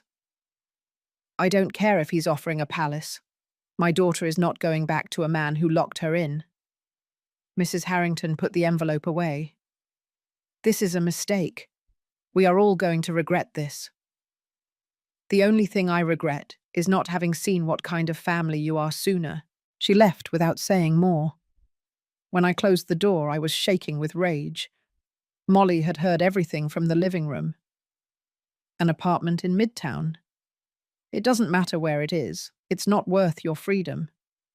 But Mum, it's a good offer. And with the baby you need to be safe, peaceful, not with a man who locks you in when you don't do what he wants. She sat on the sofa. She looked so tired. "I don't know what to do." "Yes, you do. Deep down, you know." That afternoon, we went with the lawyer that Mr. Davis had recommended. Her name was Sarah Thompson. She was about 40 years old and had a direct look that inspired confidence. We told her everything, from the wedding to the false imprisonment. She took notes without interrupting. When we finished, she looked up. "You have a very clear case of psychological violence and false imprisonment. We can proceed with a divorce lawsuit and request a restraining order." "Restraining order?" Molly asked. "Leah." "Yes, so Robert can't approach you. It's for your safety and the baby's. But he's the father of my child. And he will be able to see his child, but with supervision, at least until he proves he is not a danger." Molly started crying. "This got out of control. We just wanted to be happy." "I know," Sarah said softly, "but happiness cannot be built on fear. And you are afraid of your husband. That is not right." We left the office with papers to sign. A divorce lawsuit, a request for child support, a temporary restraining order. Everything was becoming real. Very real. That night, Molly finally made her decision. "I'm getting a divorce." "Are you sure?" "No, but it's the right thing to do. For me, for my baby." I hugged her as tightly as I could. "I'm proud of you." "I'm so scared, Mum." "I know, but I'm here, and I'm never going to leave you alone." The next day, we signed the papers. The lawyer presented everything to the judge. Robert received the notification 3 days later. And then the real hell began. Calls, messages, appearances at my building, calls to Molly's work. But she stood firm. "I'm not coming back," she told him over the phone one night. "I can't. You hurt me, Robert, and I need to protect myself." "It's protecting yourself from me. I'm your husband. I love you." "Love doesn't lock you in. Love doesn't control. My mum was right." "Your mum destroyed you. We were happy until she put her ideas in your head." "We weren't happy. I was unhappy. I was just so scared that I couldn't admit it." She hung up. And for the first time in months, I saw something in her eyes that I hadn't seen in a long time. Peace. Not happiness yet, but peace. And that was enough for now. 6 months later, Molly gave birth to a beautiful girl. Her name was Ellen, like my mother. The birth was natural, without complications. I was there, holding her hand, wiping her forehead with a damp cloth. "You did it, my dear. You did it." When they placed the baby in her arms, Molly cried. But this time they were tears of joy. "Hello, my love. Hello, Ellen. Your mum is going to take care of you always, I promise you." Robert was not at the birth. The restraining order was still in effect. He could only see the baby with supervision once a week at a specialized center. At first he went religiously. He held Ellen, he talked to her, he sang to her. But over time the visits became spaced out. 2 weeks, 3 weeks, a month. "Where is Dad?" the center supervisor would ask when Molly arrived. "I don't know. He didn't answer my messages." Robert had found someone else, a 23-year-old girl who worked at his father's company. Pretty, young, no children, no house of her own, completely dependent on him. We found out from Gloria, Robert's sister, who had started visiting Molly regularly. My brother introduced his new girlfriend at the house. My mother is happy. She says he finally found someone who makes him happy. And Ellen? Molly asked. He doesn't mention her. It's as if she doesn't exist. I saw how my daughter's face went from surprise to pain, and then to something different. Acceptance. At least now Ellen won't grow up confused. She will grow up knowing that her mum loves her, and that's enough. The divorce was finalized 8 months after Ellen's birth. Robert signed everything without a fight. He was too busy with his new life. He waived shared custody. He only requested sporadic visits. I can't be a father right now, he told his lawyer. I have other priorities. The child support that the judge ordered him to pay was generous, but Robert almost never paid it on time. There was always an excuse, a problem with the bank, a business trip, a forgetfulness. Molly had to sue him 3 times for lack of payment. It's exhausting, Mum. Every month is a struggle. I know, my dear, but don't give up. That child support is Ellen's right. Meanwhile, Molly's life began to flourish in unexpected ways. She had returned to work when Ellen was 6 months old. Her boss, impressed by her dedication, offered her a promotion. I want you to be the creative director. You have talent and vision. She had also met other single mothers at the park. They formed a support group, helped each other with childcare, shared recipes, listened to each other when they needed to vent. For the first time in years, I feel like myself, she told me one afternoon as we were having coffee in her living room. The house in Beverly Hills now had life. There were photographs on the walls, plants in the windows, Ellen's toys everywhere. You look happy. I am. Sometimes it's hard. Sometimes I get exhausted. But I'm free, Mum, and that is priceless. A year after the divorce, Gloria called me. Eleanor, I need to tell you something about Robert. What happened? He's getting married again to the young girl. So fast. She's pregnant. My mother is organizing a big wedding. She says that this time, everything is going to be different. That this girl really knows what it means to be a good wife. I felt sorry, not for Robert, for that girl who didn't know what she was getting into. And how is Robert? Gloria sighed. Unhappy, it shows. He smiles for the photos, but he looks empty. My dad says that Robert asks about Molly, about Ellen, but he is too proud to admit that he made a mistake. 2 years after the divorce, we received news from the Harrington family again. Robert and his second wife had separated. She had left him, taking their 1-year-old son. She said he was controlling, that he isolated her from her family, that he checked her phone. Everything you said he was doing, Gloria told me over the phone. It's sad, I said sincerely. Sad that he doesn't learn. My dad tried to talk to him, told him he needed therapy. Robert yelled that everyone was against him, that modern women don't know how to be wives. Mr. William had tried to approach Molly several times. He wanted to meet his granddaughter, but he respected that she needed time. Finally, when Ellen turned 3, Molly accepted a visit. Mr. William arrived with tears in his eyes. She's just like you when you were a baby, he told Molly. Beautiful. He had brought her a gift, a small necklace with a cross charm. It was my mother's, for Ellen, to protect her. Thank you, Mr. William. I am so sorry for what my son did to you. I tried to raise him better. I really did. It's not your fault. Robert is an adult. He made his own decisions. The old man nodded sadly. Do you know? Robert lost his job at the family company. Why?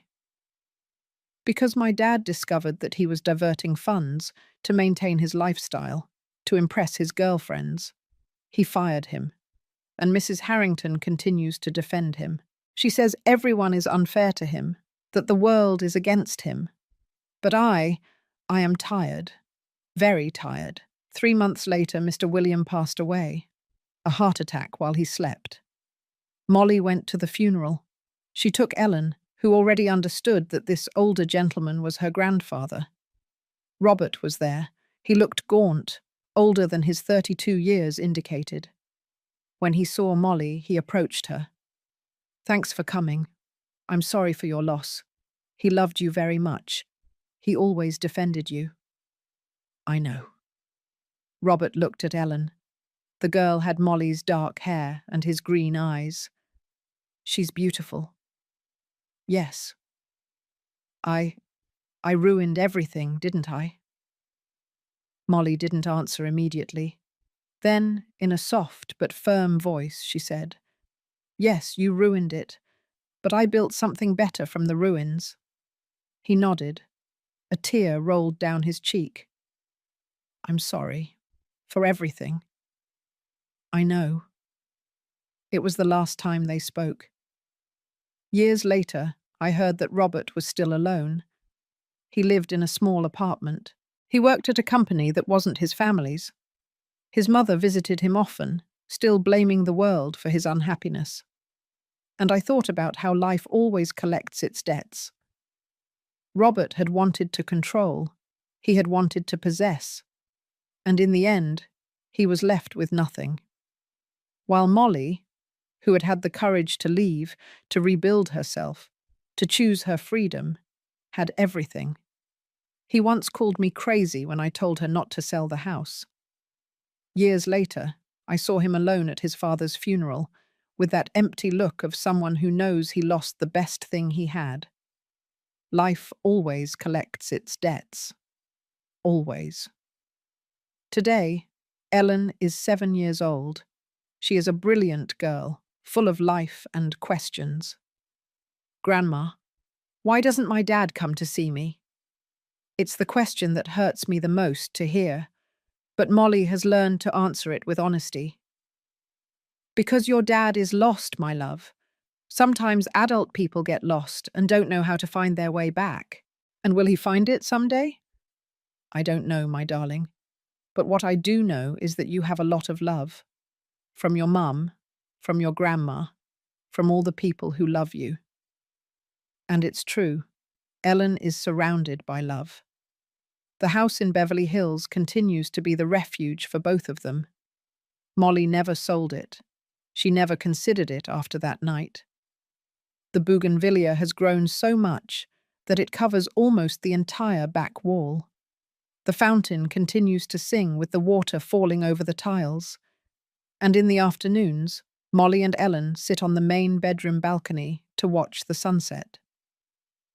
"This place saved us," Molly told me a few months ago. "Not just physically, emotionally. Having a place of my own, something that no one could take away from me, gave me the strength to keep going. That's why I gave it to you, my dear. I know, and I thank you for it every day." Molly is now creative director of a large agency. She earns well, has savings, and has started investing.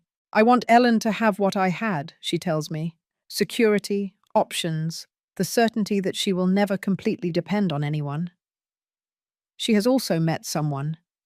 His name is Jeff. He is an elementary school teacher. Divorced too, with a daughter Ellen's age. They are not in a hurry. They have only been dating for 6 months. But what I see in them is different from what I saw with Robert. I see respect. I see that he listens to her. I see that he consults her before making plans. I see that he doesn't try to change her. "It's strange, Mum," Molly told me last week.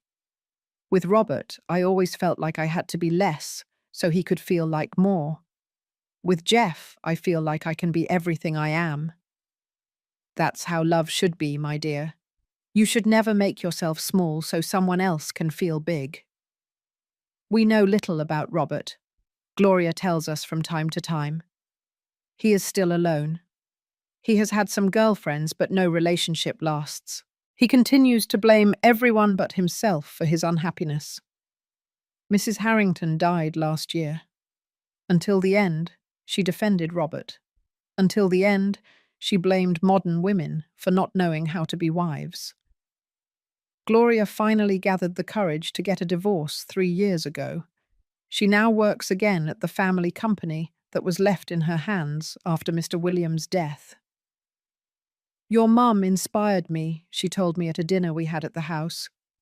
"Seeing how she protected Molly made me realize that I also deserved protection, even if I had to give it to myself."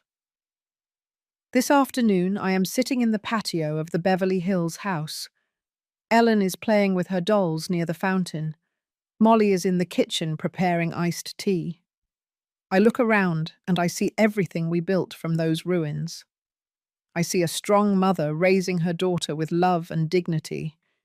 I see a happy girl who knows she is loved. I see a house full of life and laughter.